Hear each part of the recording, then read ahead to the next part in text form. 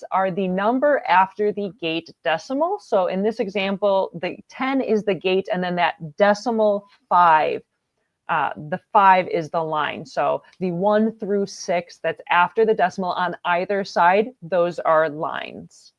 Yeah, it's just because the I Ching and the hexagrams and all the things we use, they have 6 lines per, and each one has a very particular value and meaning that we read to, so we need to keep track of it. So the dot whatever is just the line, and they Absolutely. change. They're the changing lines. It's, if you look across the I Ching and you squint your eyes a little bit, it looks like squiggly changing lines. The changing lines, and that's what it's supposed to be. Yeah. So then we can look at the profile line. So what's your profile? You'll kind of hear that. And there's like 2 numbers that are usually going to be written down on the side of the chart with all like your core information. So profile lines, you determine those by the sun and the earth on either side. And you read it from the right to the left. So it's like opposite land. You're reading it personality and then design.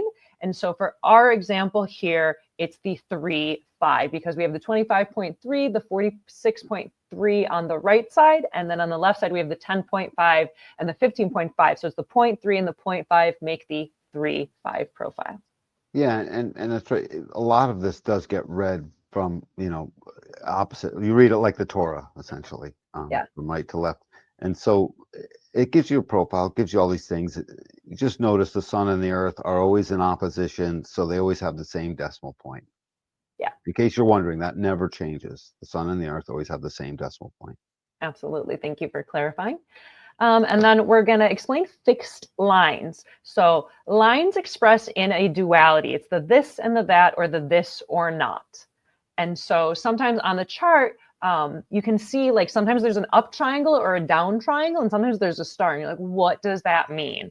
And so the up triangle is exalted, quote, quote. And so this Ra pulled this language from astrology. And I know even he was a little like, because exalted, and the flip of the down triangle is detriment. So it sounds like one's good and one's bad. It's not that one's good and one's bad. One might look better and look easier, but they're both really important. So it's like if you have the down triangles, like don't feel bad. It's nothing bad about your chart. It's just fixed in that expression. So for the example of my chart, if you look at my Mercury, so if you look on the left side, on the right, that top one that's circled, it's 10.6, and it's fixed in the detriment. And so 10.6 is the hypocrite. And I find it kind of funny because my body, right? So the red, the unconscious, my body is programmed to communicate, Mercury's communication, where I'm a hypocrite and where I've messed stuff up. And it makes so much sense because it's like, I'm not saying I'm right. I'm saying that I already did it wrong, and I can tell you why it's wrong. And I can tell you why what I did is wrong. So even though it's like, it's the hypocrite and it's fixed in detriment, it can sound bad. It's like, oh no, this is just what I'm here to communicate is I already messed that up and it doesn't work. And I'm going to tell you all about it. I'm going to tell you how I'm a hypocrite. Right. I get that. Yeah.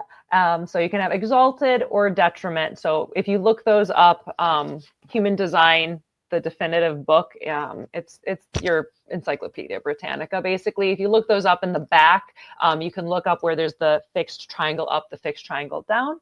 And then sometimes you'll see a star by those instead of a triangle. And so that means it's fixed as both. And it's a special emphasis of like, hey, this is going to be a relevant theme in your life. Yeah, and you know what? I've started recently giving it the language of just the first and second expressions. Because as I wake up more to my nature, love your detriments, love your exaltations, and most of them don't have either. So it's just sitting there as a regular gate working along. And the real important thing to notice is that we're a duality.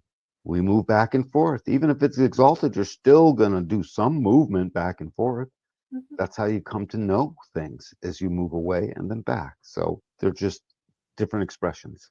Yeah, exactly. Just enjoy it. Don't overthink it. Don't feel bad. There's nothing bad about your chart. Don't wish you had someone else's chart. And we all go through that. Like Did that we just do that? absolutely. I did that.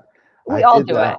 You totally do. Yeah. You're like, I wish I had this. Oh, I I wish wish I I had had. more I wish I room. had. Yeah. Me, And the meh. longer you go through, like I just started my 7th year in this, the longer you go through that deconditioning process, the more you do enjoy. You're like, oh, I'm glad I have this. Oh, and I get to experience this. Like you do start to love your chart more. So, allow yourself that grace. And I totally understand what it is. But like, man, that's really annoying that I have to deal with this. And like, yeah, but you'll learn to love it as you go.